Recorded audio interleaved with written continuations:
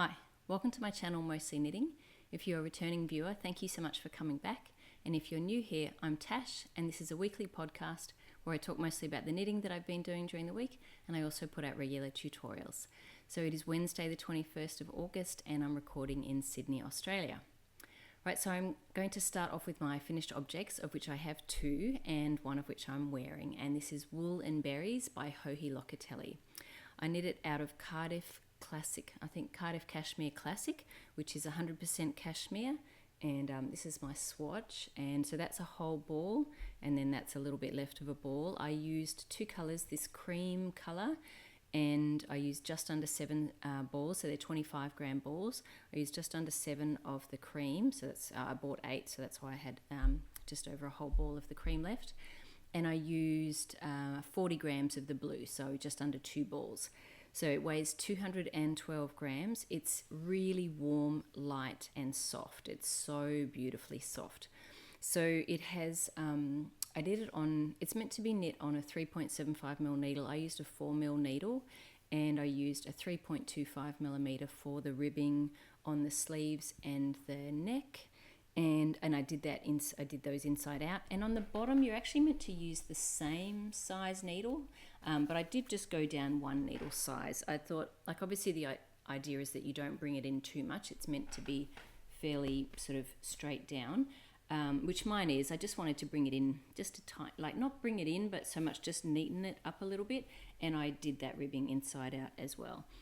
I did a tubular bind off for all of the edgings, but I find I don't need to turn it back right side out again. I don't need to. I do a German short row and then turn and do the ribbing inside out, but then I do my 2 setup rows and the tubular bind off from the wrong side. I mean, the tubular bind off is like, it looks the same from either side, so there's no reason to do a German short row and turn again. The only thing I do is, normally in your setup rows, you knit all the knits, slip the pearls, and then vice versa, pearl all the pearls and slip the knits. I do those in reverse order just because the other side is facing. I don't know that it makes any difference, but you know, I do it anyway, so just in case. So yes, I did all of that. I just finished it this morning actually. It was on the needles for 30 days, so this was finished in a month, which is pretty quick for me given I'm usually working on 3 or 4 garments at once. But I really wanted to get this one done, and I was reading a book too, so I was kind of like, well, this was just, you know, stocking it in the round at that point. So once I'd worked out how long I wanted my sleeves, I was, you know, good to go. So I did block it part way, so it's not fully blocked. I blocked it when I had finished all of the navy. So here is, up to here is blocked, but from here down is not, and you can probably see it's not as tidy. So it could do with a blocking, which I will do. But I think one of the reasons I didn't even get to block it until Sunday, even though it was ready to block last Wednesday, because I knew I wanted to weave in all of these ends. So the pattern, Joji recommends that when you change colours, you don't need to cut the yarn, you can just carry the yarn. But I was doing jogless stripes, and I really felt like I wanted to have those ends to tidy up with either a bit of duplicate stitch. So I'll just show you, like, that's where the changes are. And I think that looks pretty good. There's not too much of a jog, but it also doesn't look like too open and messy. And it can do that a little bit when you sort of pull up that yarn to create the jogless stripe. I don't even know which side the other one was on. Actually, now I think about it. Must be on this side. I do have a couple of ends I haven't woven in because I wove everything. That was what slowed me down. Because I was cutting, I realized I had like 4 ends everywhere, here, here, here. So 4 ends for every stripe times 1, 2, 3 is 12, and there's 6 stripes everywhere. 12 times 6 is 72. So just here alone, besides changing like balls, I had 72 ends. I think I had something like 76 or 78 ends to weave in before I could block it. So that took me a while. So after saying, oh, I'm weaving in ends, it's no big deal. Yeah, it did take a while. And it takes me about a minute every end. So maybe a bit less. But yeah, anyway, it took over an hour to weave in all those ends. And so I hadn't done just those last couple. I've done the ones on the ends, but I think I've probably got about 4 or 5 that still need doing. Anyway, that's fine. I'll do that before I actually finally block it again. So I knit the smallest size, which is the 35 3/4 inch size, I think. It ended up, because my gauge was just a tiny bit tighter, it ended up with a 34-inch bust. So that's 2 inches of positive ease for me. So I'll just show you. Yeah, it's just, I really like this detail. The pattern, she actually has some buttons. I don't know if it's on both sides or just on one, but I just didn't really want to do the buttons. Just stylistically, I just wanted it without it. So it's a 34-inch bust, 12.5 inches from under the arms down to the hem, and then the sleeves, I actually made them pretty long, 18.5 inches. And I don't think they're going to grow too much in the blocking because the body didn't grow in the blocking. But what I did make them kind of long because I find sometimes I finish a sweater and I think the sleeves are at a good length, and then it's like they shrink as I'm wearing it. I don't know why that or how that happens, but so I've decided I'm now going to make my sweaters, just like an inch longer in the sleeves than I think I want to. And even as I've been wearing it now, I feel like they're sort of just moving up a little bit. Anyway, I really like it. It's actually a beautiful day here today. It's 25 degrees Celsius, which is, I think, 77 Fahrenheit. So it's a gorgeous winter day here. So I don't really, although it's a little bit cool in the house, so I'm happy to have it on now. But yeah, there won't be, I guess it's a good transitional piece. It's still quite cool here in the mornings. Like it's less than 50 degrees in the mornings especially when I go to work I leave here at like 6:40 a.m. It's still quite cool then. So something like this, is really lovely. I'm sure I'll get to wear it for a little bit. So I think that's all I wanted to say on it. Really lovely knit, really well written pattern. And it's lovely in this yarn. So I've got one ball of this left. I've got about 10 grams of the navy left. I am definitely going to be buying some of this yarn in a black to make the poppy tea. So I've already made the poppy tea in tin silk mohair and Sandnes Garn Sunday.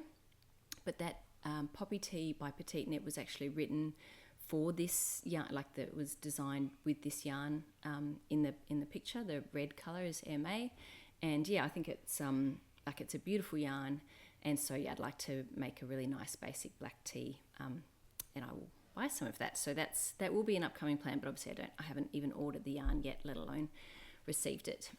So my other finished object is the Musselburgh Hat by Ysolda Teague. So I knitted out of Tosh Merino Light in Neon Peach and Antler, and I blocked it when I had the same number of rows of Antler after the change as I had after the increases. So I think I did the increases, then I did 80 rows. So I knit this on a 3.25mm needle.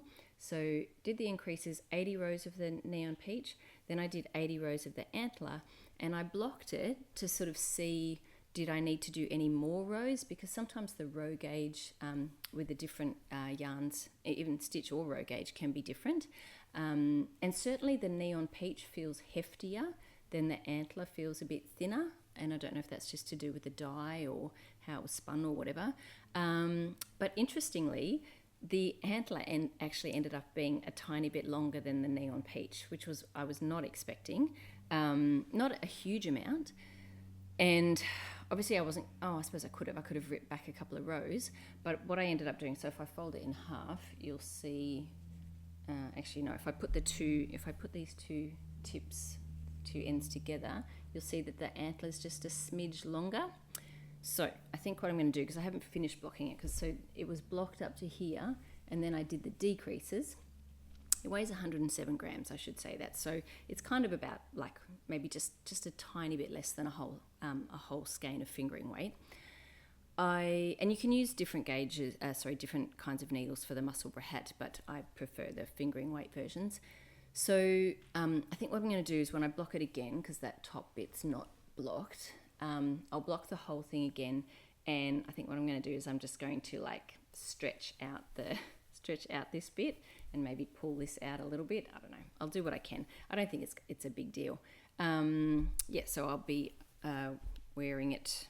I will block it first, and yeah, I think there's probably still a little bit of cold weather enough to wear it. I have made this, actually, I won't put this on because I've already made this almost exact same hat before, and I'll put a picture up there of me wearing it. That version I gave away, and I really wanted another one for myself, so here it is. So you can wear it, when you do it like this, you can wear it like, you know, with that as the colour, and then this is the brim, or obviously vice versa with the cream as the colour and the orange is the brim. So yep, but see, that's going to be a problem. Like there's too much because the antler is just a little bit longer. So yeah, I'll try and sort that out in the blocking, but we'll see how we go. Yep, so they're my two finished objects. So I'm going to get into my friend from the vault section, which is where I show you a pattern that I made earlier, usually quite a bit earlier. So I'm going to show you, this one is a shawl called Clockwork, and it's by Stephen West. And it's a really lovely two-colour shawl. It wears a bit more like a scarf. You can see it is shawl shaped, so it's not, you know, just a straight rectangle. I made this in 2013. I've actually made two versions. I've made this one and I made one for my mum. I'll just show you this one first. This is in Tosh Merino Light. In the grey is Steam Age, and you can see it's sort of got some pinks and some blues in it. And then the bright blue is Norway Spruce. So it uses less than and it's got these lovely, it's mostly garter, and it's got these slip stitches. You can see there, and this one used, let me see, 88 grams of the Steam Age. So, and Tosh Merino Light usually comes in about 110-ish, 115 grams in a ball, so definitely less than a whole skein. And it used 63 grams of the Norway Spruce, so just a bit over half. And I just wear it like a I wear it like a scarf, right? So if you sort of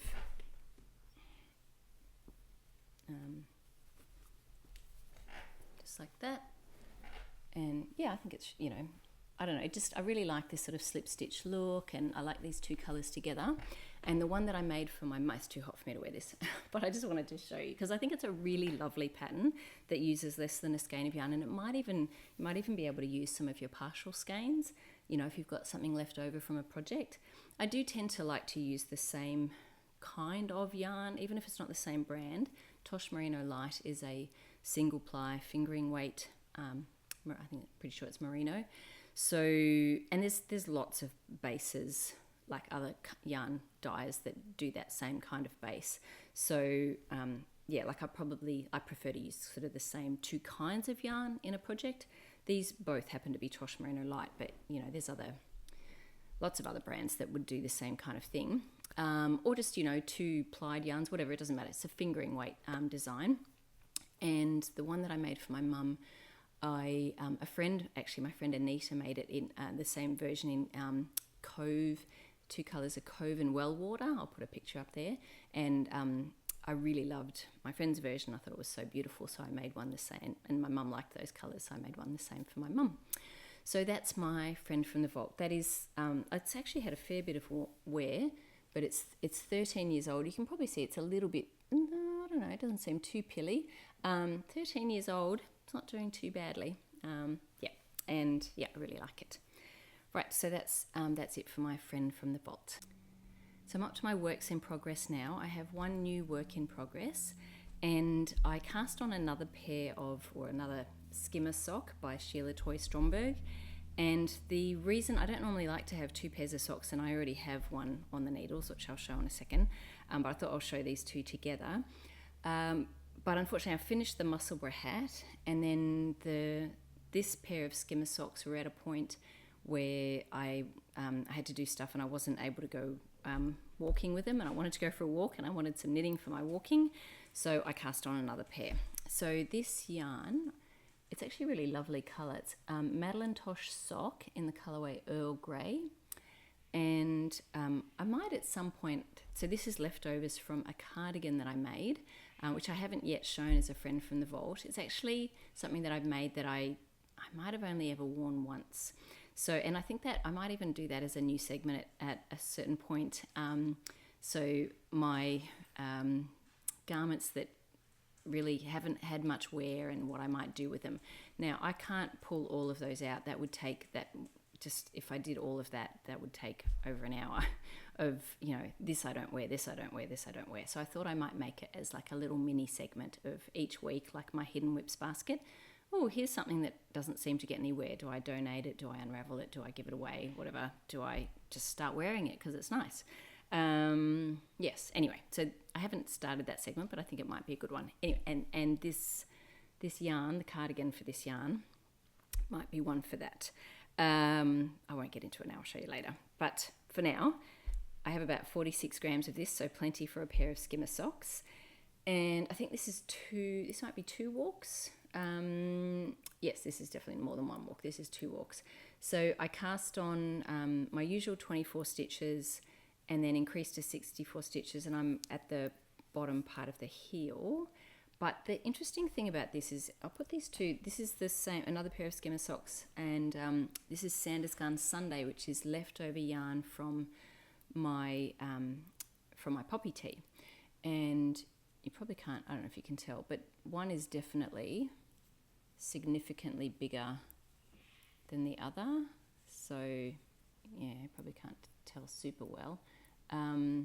But this one is coming out here, like this bottom part of the heel, 4 inches, and this one's about 3.5 inches, so significantly different.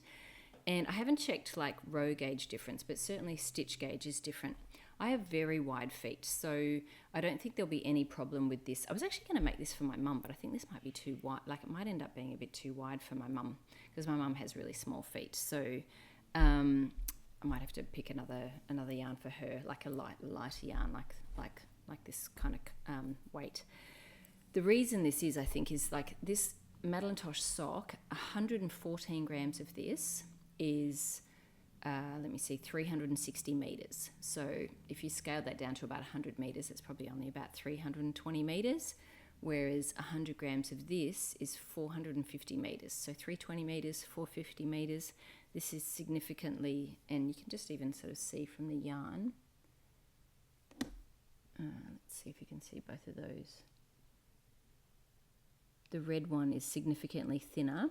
The Tosh, the Madelinetosh sock has a very tight twist. I don't think there's any nylon in it, but it's got a really tight twist. I'm not a big fan of this kind of yarn, and maybe that's one of the reasons I don't wear the cardigan. You can really see, like the fabric's quite sort of bumpy because of that twist.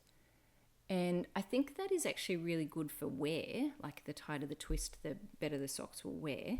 But I don't particularly love it on my feet. I don't really love the way it looks. I mean, obviously I'm making socks out of it. I'm going to have to accept how it is on my feet. But yeah. Anyway, I wanted some knitting for my walking, I guess. And I definitely will. I will wear them. I was thinking the other day, actually, about maybe wearing these socks inside out, because I do find, I don't know, does anyone find this? Like, I'm not especially sensitive, but I think my feet are a little bit. And I find the pearl bumps can be a bit rough on my feet. So I have been thinking about wearing my socks inside out. Anyway, that's just something that I wondered. I wonder if it would feel a little bit more comfortable wearing them inside out. Anyway, that's my new work in progress. I just realised my microphone's on the table and I've been banging the table, so I hope that's not too loud. I'll be more careful in future. Sorry about that. So that's the progress that I've made on my new pair of Skimmer socks. This is my other pair of Skimmer socks. So these 2 socks are 2 of my works in progress. I'm at the heel part of the sock.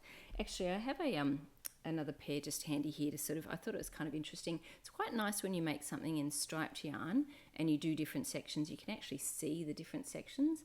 So like if you see in the colours where I am here, I think I've, you increase for the gusset, and then you do increase a bit more here, and then you do the heel part. I think that's where I am at the moment. I'm doing just the bottom of the heel part. Anyway, it wasn't sort of in a place where I could take it for a walk, because I knew I'd have to be doing different things or changing in the pattern, and I haven't knit these for a while. It was almost like I had it memorized, and then I hadn't made any for a while. So Anyway, maybe with 2 pairs on the needles I'll get it memorized. One thing though is I forgot again, I really do need to split these into 2 balls, because if I had, this is my leftovers, if I had broken it into 2 balls, it wouldn't have mattered that I was at a tricky point in one, because I could have just taken the other ball and started the second sock. Instead I had to start a second pair, and now I have 2 where I haven't split the ball in 2. I've mentioned this before, and at some point I will learn.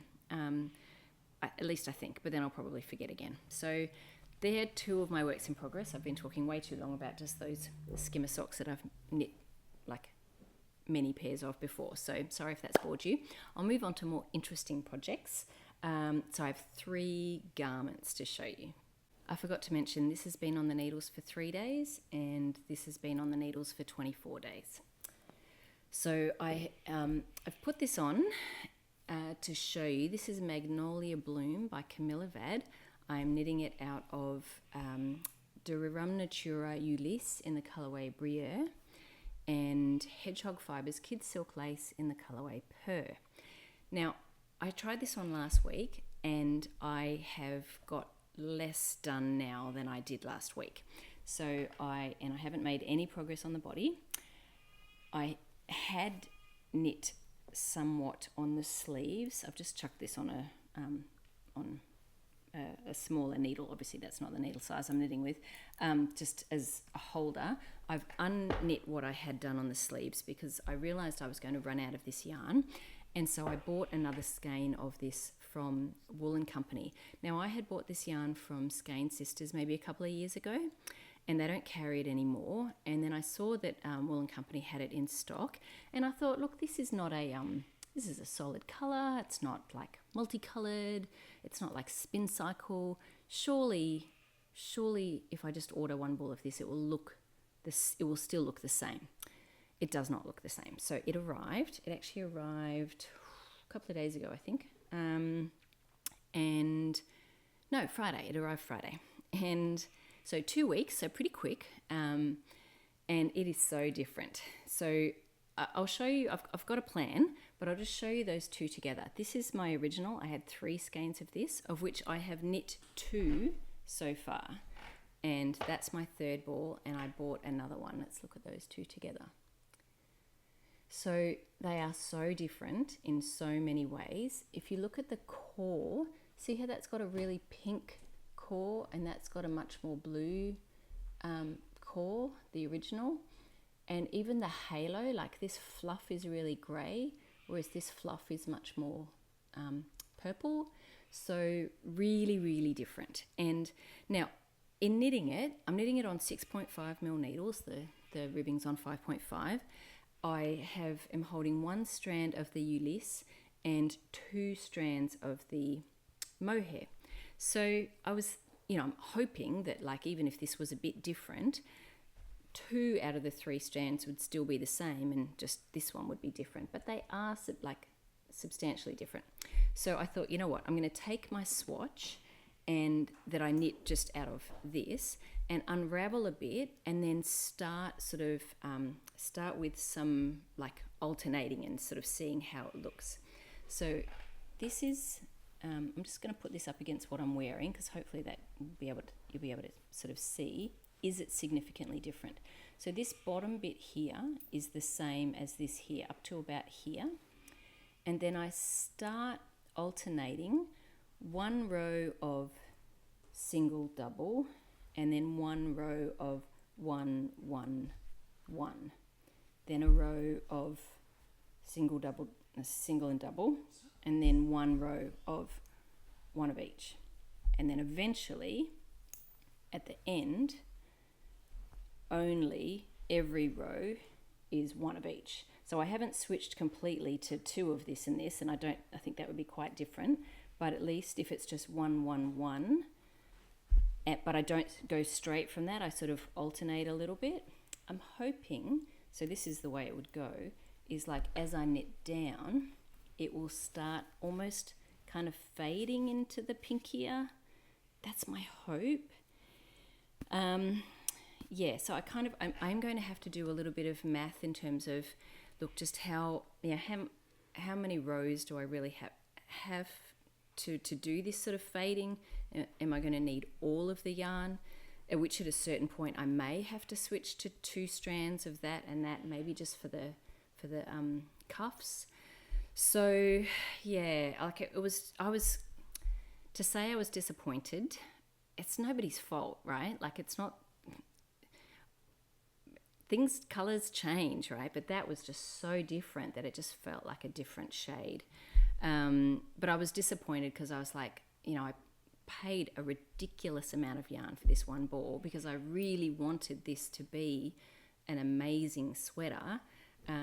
So yeah, like this is exactly this, and then it starts fading. You can tell it's different, but it's what I'm hoping is that I don't have this like boom boom line, and that it just sort of, blends.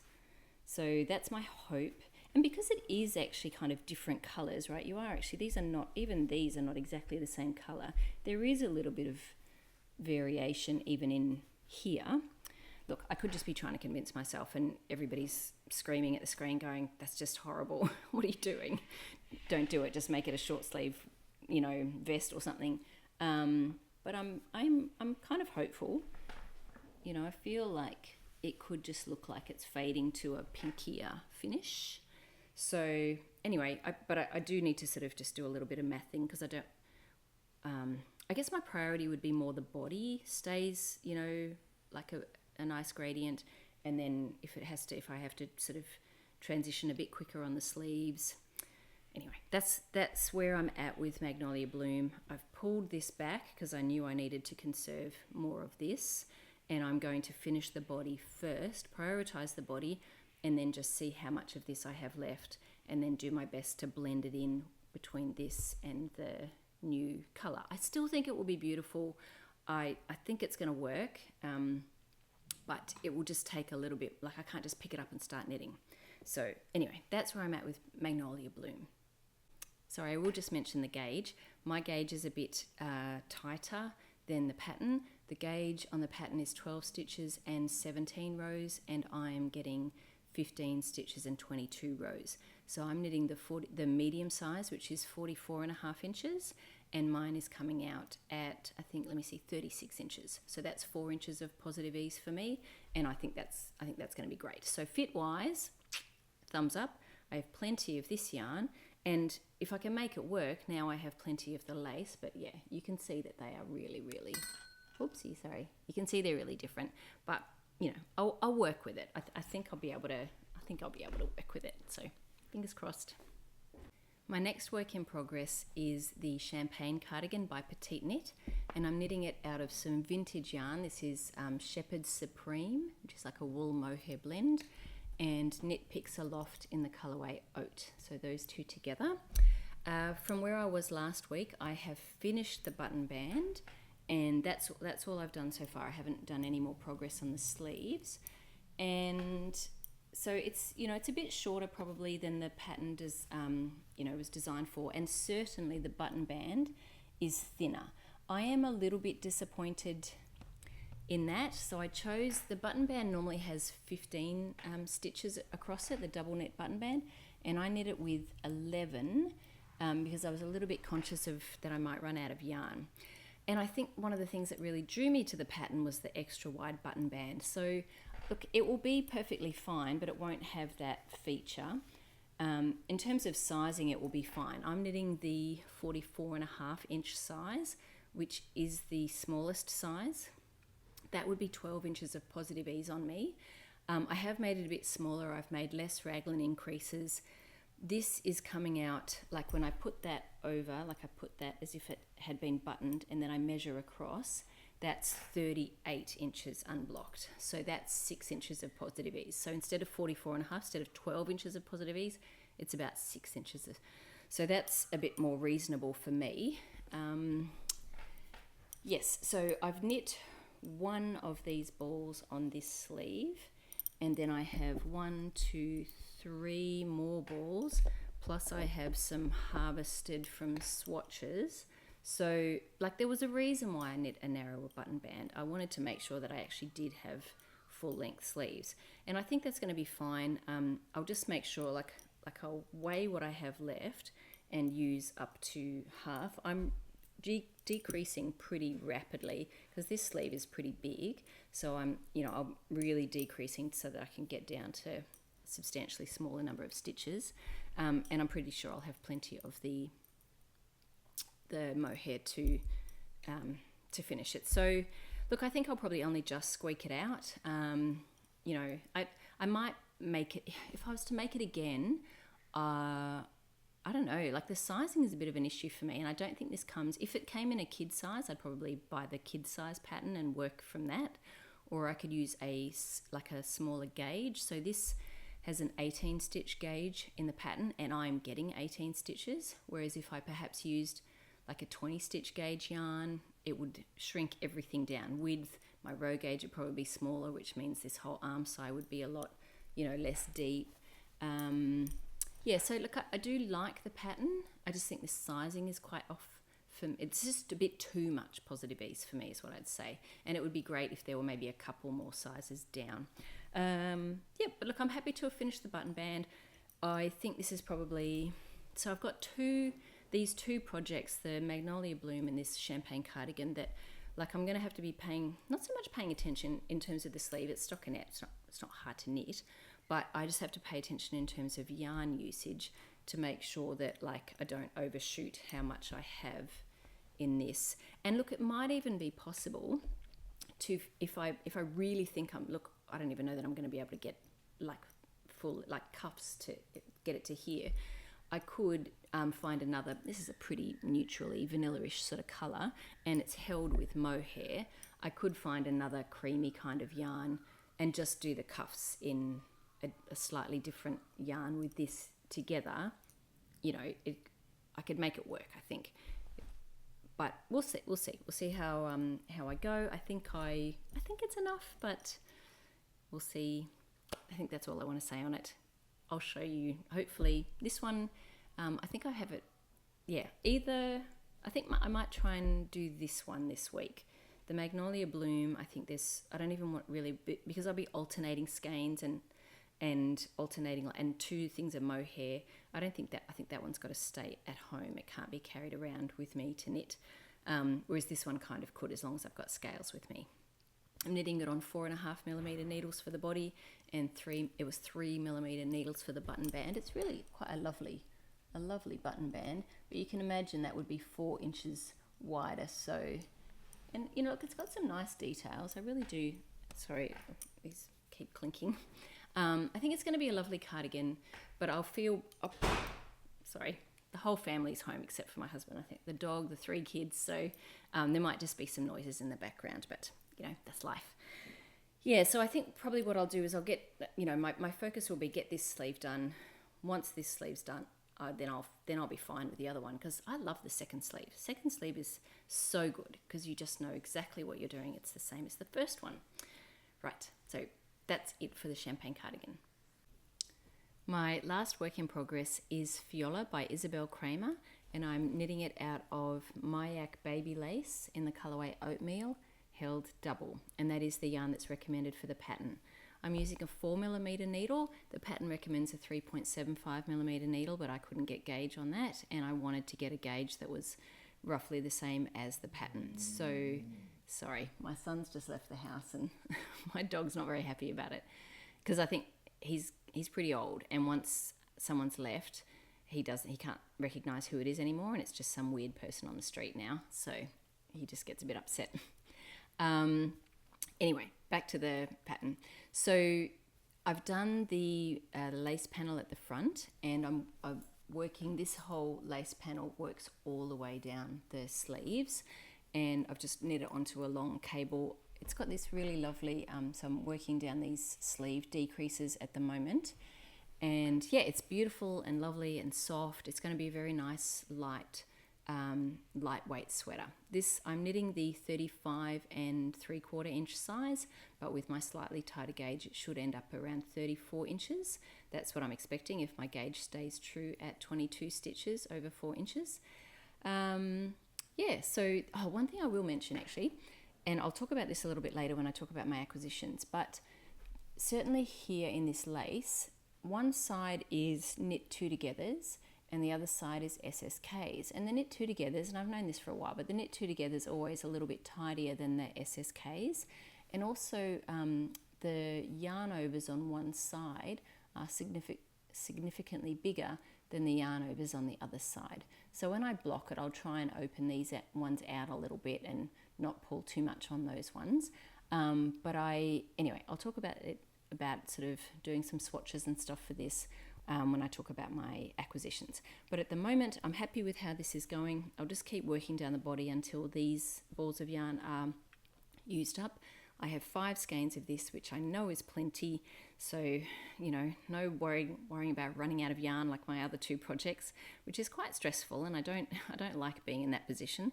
So I've got plenty of this, and when I get to the end of these balls, I will just pick up the for the neckline, because I do like to have that done. I've mentioned that a few times. But yeah, this is pretty straightforward, because at the moment it's mostly stockinette with a few increases, and the lace pattern is a 6-row repeat and extremely memorable. And this is finished here at the front. It's going to be all stockinette on the back and the front, and it's just the lace panel down the sleeves, which it's totally obvious which row you're on now. Once I don't even really need to pay attention. I can tell based on where the yarn overs are as to where I am in the lace pattern. I am keeping a bit of a checklist on like where I'm up to with the sleeve increases, because I think I'm doing something sort of like maybe 10 or 11 times, which every other row. So like I do keep a bit of a check mark on where I'm up to, so that when I'm up to the next section of the pattern, to start doing something different for all of these increases. So that is it for my works in progress. So one of my acquisitions is some books arrived in the mail, and they are Paddy Lyons' Knitting Bag of Tricks and Knitting Bag of Tricks, the official workbook. Now I already had this book on Kindle, but they sent me a hard copy, which I do really appreciate. I love having a hard copy, but I also like having my Kindle version, because that way it's always with me whenever I have my iPad. Now, but this one, I'm really happy to have the workbook, because the idea here, because I've been reading through this, the idea here is like, how I was saying in Fjolla, the SSKs aren't as tidy as the knit two togethers, and Paddy has some suggestions and to do some swatches with different variations for an SSK. So there's some that, like I know, so you've got your knit two together, which is a right leaning decrease, and SSK is one of the many left leaning decreases. You could do a slip one, knit one, pass the slip stitch over. Some people do a slip knit where they slip as if to knit, slip as if to purl, then knit them both through the back loop, and that makes it a little bit better. Paddy's got another sort of suggestion that, and it looks really nice in the swatches in this book.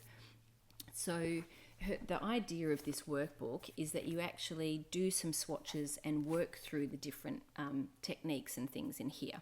And yeah, I really like that idea. So I've only just got this, and I like that I've got a hard copy version of this, so it's got a really nice spiral bound thing, and you actually sort of work through, do swatches, and that really appeals to the sort of very, like, I like structure, and I like to, if I'm going to learn something, not be haphazard around it. I want to be like, okay, I want to swatch where I've got in this one swatch, here's this SSKs, here's the slip one, knit one, pass the slip stitch over, here's the SKPs, here's a double decrease, here's this version of a double this is the centered double decrease. Anyway, I really like that, and so I'm going to start working my way through this workbook.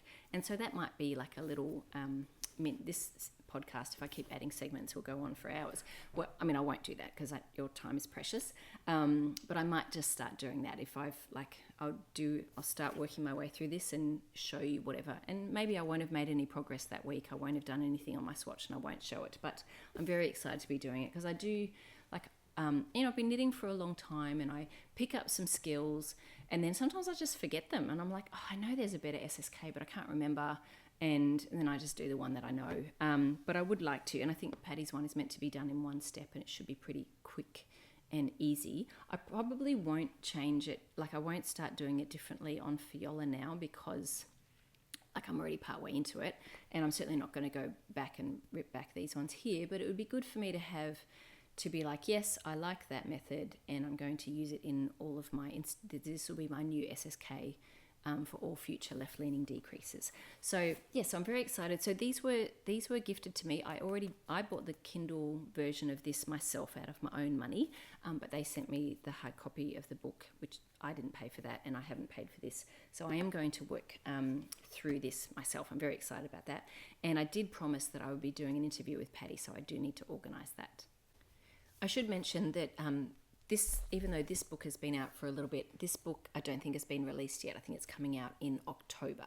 So it might be on pre-order. In fact, I'm pretty sure it's on you can pre-order it, but I don't think it's out ready to send yet. So, but I'm excited to be working my way through it and hopefully showing you and seeing if it's something that you'd be interested in, and a way to sort of, in a structured way, improve your knitting or just increase your skills, which, I love learning. I love learning new things in knitting, and I have to be ready for it. Like, I remember I put off brioche knitting for a really long time because I don't like to rush into things and not do them properly.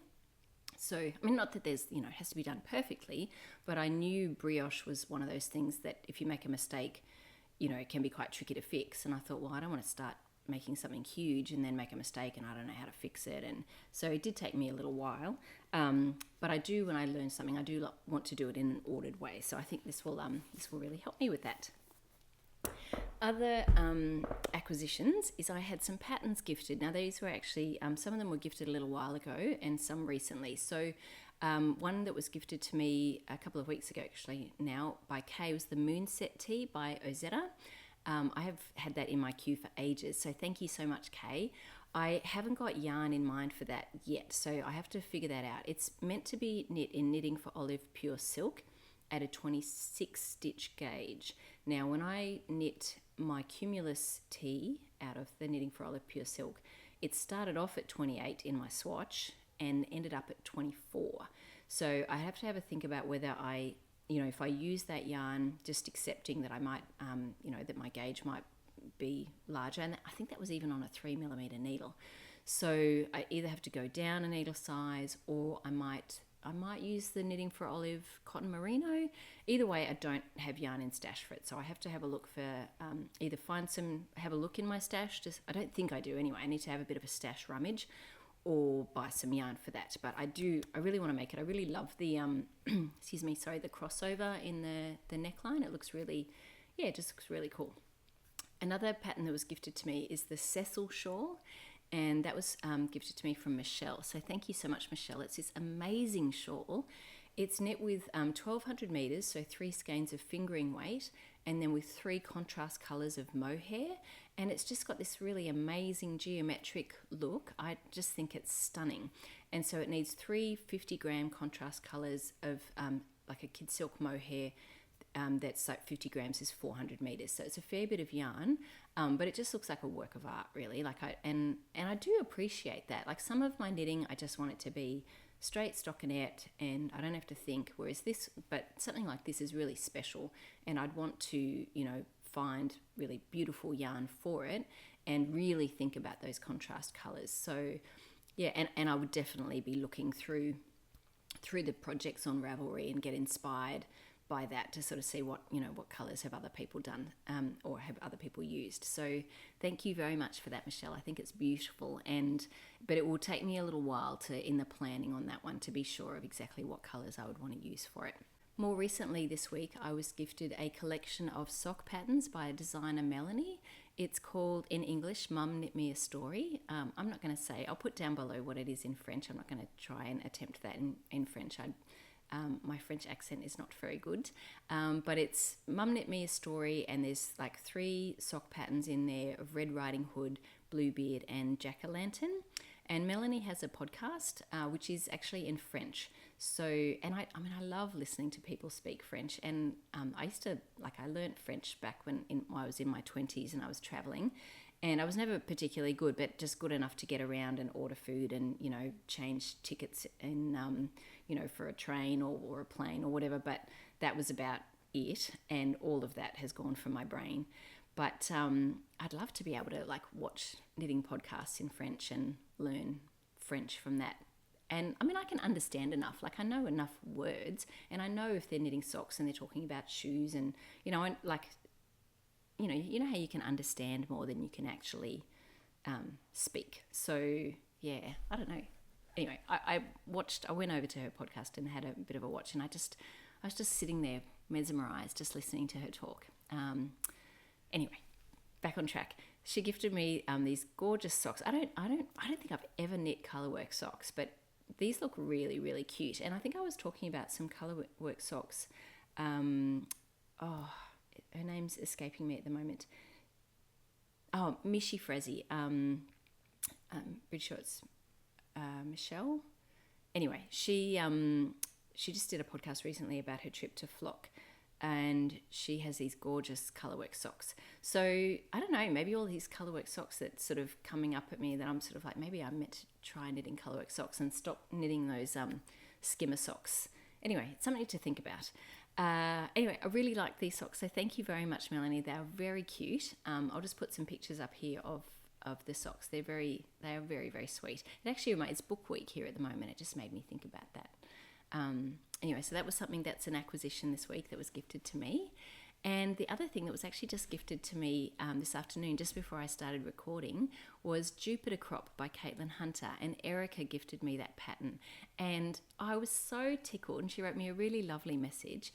And it just made me think, because I got the yarn, actually I'll show you that now, because that's coming up into plans. I purchased the yarn on a D-stash at the Knitters Guild, and I was thinking, I really want to make that, and now I actually have the yarn. And then Erica just sent me the pattern, so I think that might be my next cast on. And I wasn't even like sort of in my head planning on doing Fair Isle, but then with the Fair Isle socks and then Jupiter Crop, I think that might actually be my next my next cast on. I will need some stockinette though, so because all my stockinette, actually Fjolla, I've still got a bit of knitting on Fjolla, so that's my stockinette, and then maybe Jupiter Crop can be my sort of, have to pay attention. And I am itching to do a bit of Colourwork. Actually, I haven't done it in a little bit. I also want to do the Colourwork for I'll grab it later, the Japanese. When I was in Japan, I bought some yarn for for a sweater. So that's also in my brain as well. I wouldn't mind making that. Anyway, I think that's going to be my next cast on, Jupiter Crop by Caitlin Hunter. So that's it for acquisitions and plans. I'm up to what has caught my eye. So one podcast that I've been watching a little bit lately is the Good Knits podcast. I've really been enjoying that. So it's Sherry, and she is a Canadian expat living in Amsterdam.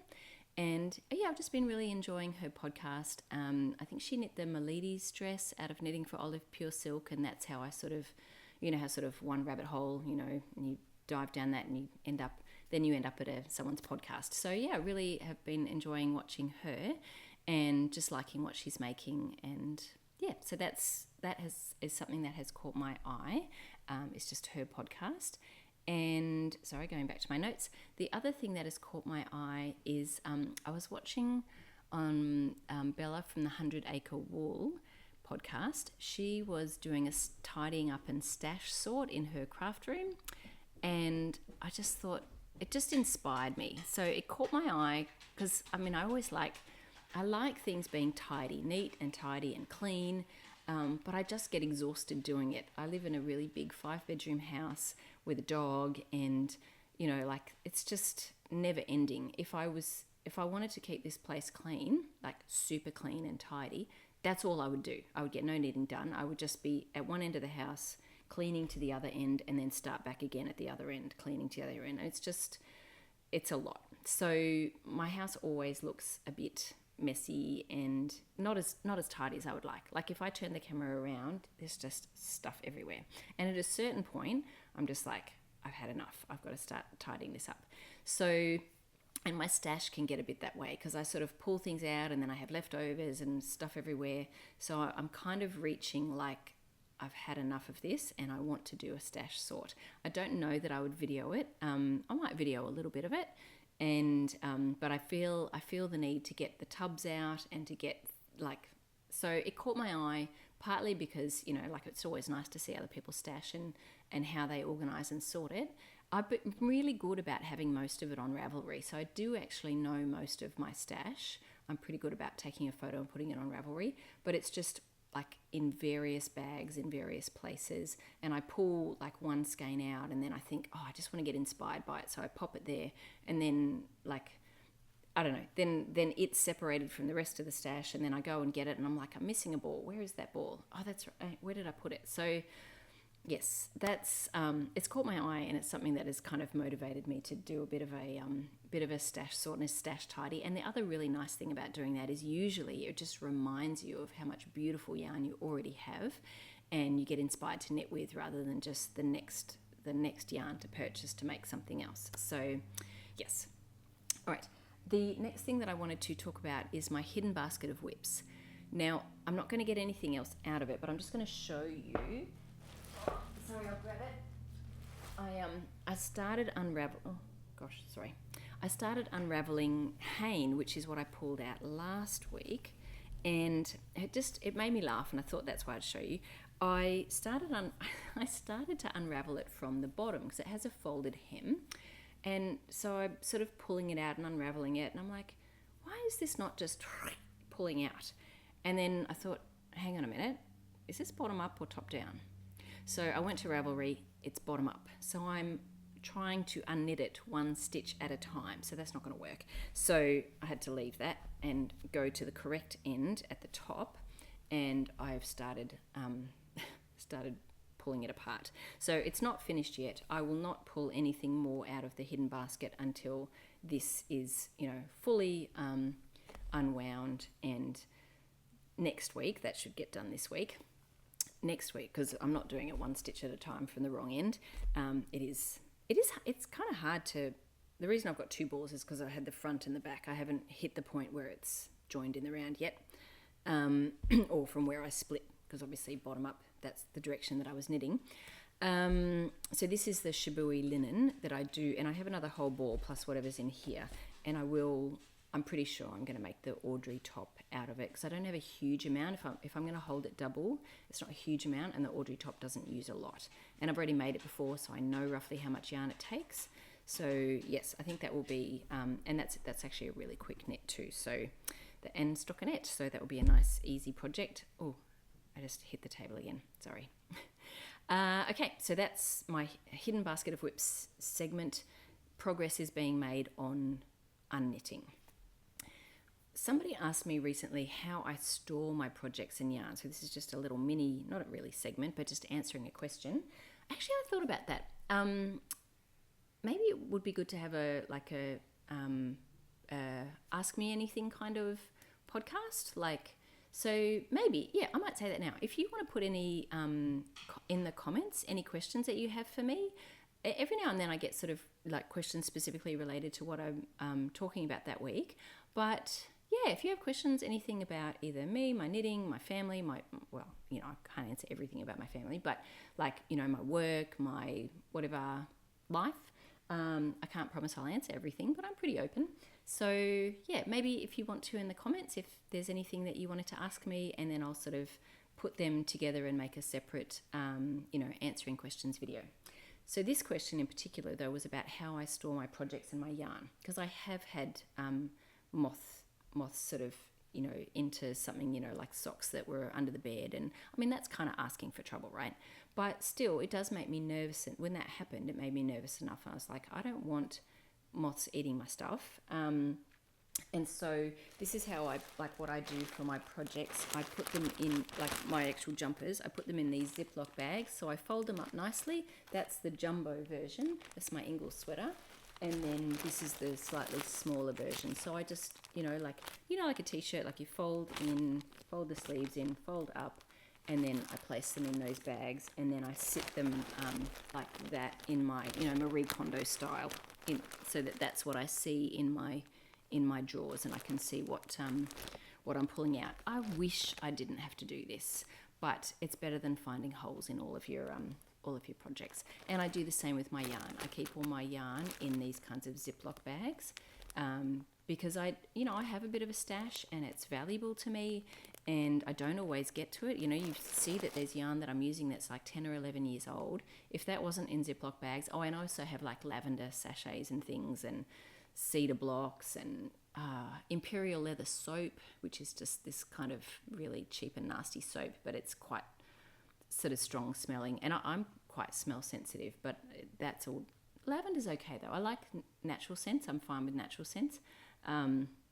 Anyway, that's all like in, and even in the plastic bags, they're then in big tubs. So maybe if I do video some of my stash, you know, sorting, you'll sort of see how that's generally. But then that's how I keep my jumpers and things, and my socks the same thing. Like a number of them in those Ziploc bags. So that's how I store my yarn, because, you know, I want to protect it. I'd love it if I could just have like a big open with, you know, yarn. I just think yarn is so beautiful, like in a shop, you know, you just have it all like decorating. I do have, you know, I have a few things like this where, you know, I have like yarn in this kind of vase, and because it's clear and glass, like I haven't experienced any kind of moth damage in anything like that. But if it's, but I would probably prefer, and I'm thinking about buying some more, is ones that actually have like a lid. I do have, I'll grab it in a second, but I do have like one thing that has a lid, and that, you know, like when you put your flour or stuff in, that would make me feel a little bit safer. But anyway, that's how I store that's how I store my projects. This is what I was talking about with the, like a big jar that has a lid, and it has a lid that has like a silicone thing, so I know that bugs and things can't get in there. So this is the yarn some of the yarn, not all of it, but some of the yarn that's left over from some blankets that I crocheted for my kids. So yeah, that's all in there, and you know, if I wanted to do like stripy hats or something, I've got, you know, a stash there for it. Right. What was I going to get into? I think that's it. So if you're leaving me now, I'd love it if you would, you know, if you have any questions for me, you can pop it in the comments. Now I might just get into my personal stuff briefly. Last week I had a fixing mistakes class at Skein Sisters with 5 people, and that was really good. I really enjoyed. Like, I love that because I feel like that's really empowering. You know, to be able to understand the stitch anatomy. If a stitch drops, how to, you know, get it back on the needles, get it back mounted correctly, understanding, you know, decreases and things, and how we knit, and like what if we've missed an increase, or the things that, you know, like how we end up making a hole in our knitting, or how did that happen. Most of it's just trying to figure out how did that happen and how do I stop that happening. So it's just a short 2-hour class, but I really enjoyed teaching that. Other stuff that I've been doing, I've been listening to the audio book version of Lessons in Chemistry on my walks, and that's been really good. I wasn't sure because I was really enjoying reading the physical book. Would I enjoy the audio book? But I have been. It's, you know, I've been liking that. I've got about 4.5 hours to go. So yeah, just a few more walks. I usually walk for about an hour at a time. So that's been really good. I actually read not a physical book, but ebook just in the last few days while I was finishing my my Woolen Berry sweater. It was Carry On Warrior by Glennon Doyle. I'd read her Love Warrior and Untamed. I don't like the names of any of those books, but yeah, they're good books. They're interesting. They make you think. Well, they make me think. Yeah, and I found them interesting. So that was, and it's a very easy, quick read. Like I read it in I think 3 days while I was knitting on Woolen Berries. So I read those. The other thing that's happened is my husband's car that was stolen was found.